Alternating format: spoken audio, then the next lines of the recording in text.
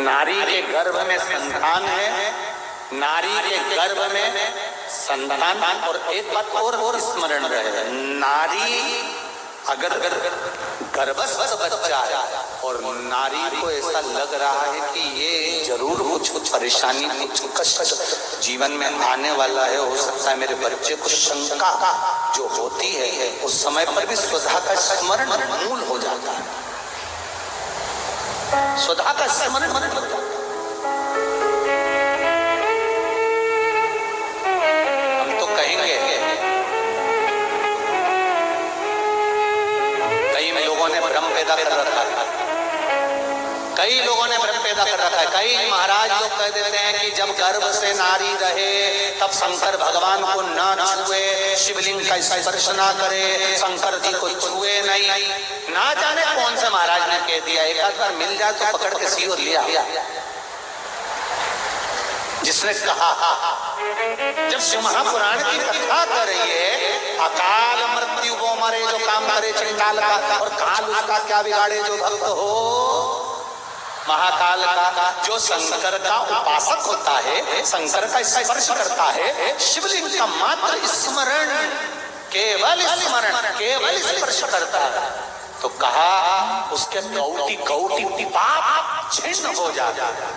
तो गर्भस्थ नारी, अरे भाई लिंगायत संप्रदाय का वर्णन हिंगोली से करा था, परली से करा था कि लिंगायत संप्रदाय में शिवलिंग को मानते हैं। बच्चा गर्भ से जन्म लेता है, माँ जब तक बच्चे को दूध नहीं पिलाती, जब तक उसका गुरु मंत्र नहीं हो जाता, उसको लिंगायत संप्रदाय के संत आकर जब तक गुरु मंत्र नहीं दे देते तब तक नारी उसको दूध तक नहीं पिलाती। यहाँ तक वर्णन, विचार करिए जरा।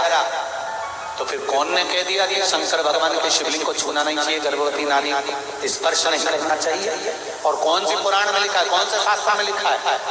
यहाँ शास्त्र कह रहा है, शिव महापुराण, स्कंद पुराण, लिंग पुराण, नर्मदा पुराण, पद्म पुराण वर्णन करती है। आप दिल से, हृदय से, चित्त से शंकर भगवान की आराधना कर सकते हो।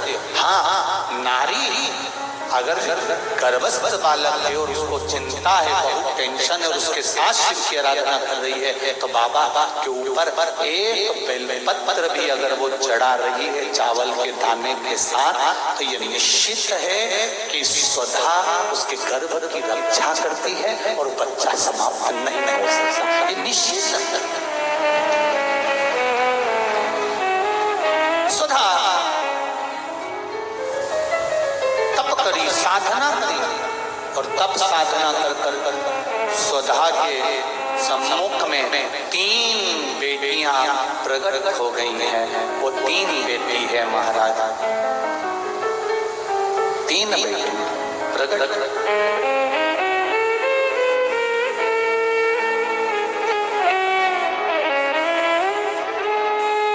महाराज मैना, धन्या और कला, ये 3 बेटियों का प्रागट्य सम्मुख में हुआ।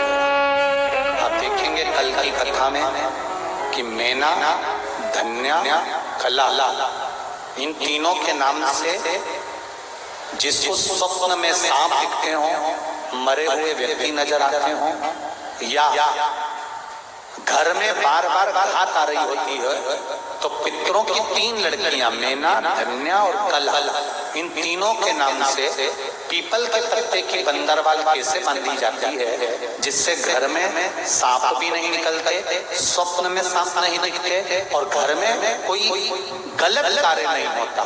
जैसे बच्चे गलत संगत की ओर नहीं जाते, मदिरा पान जुआ वैश्यावृत्ति इसकी ओर ना जाए, वो कथा कल की कथा में लेंगे और पितरों की बेटियों के चरित्र को आगे बढ़ाएंगे। तो आज यहाँ पर भगवान गणेश जी महाराज का प्रार्थना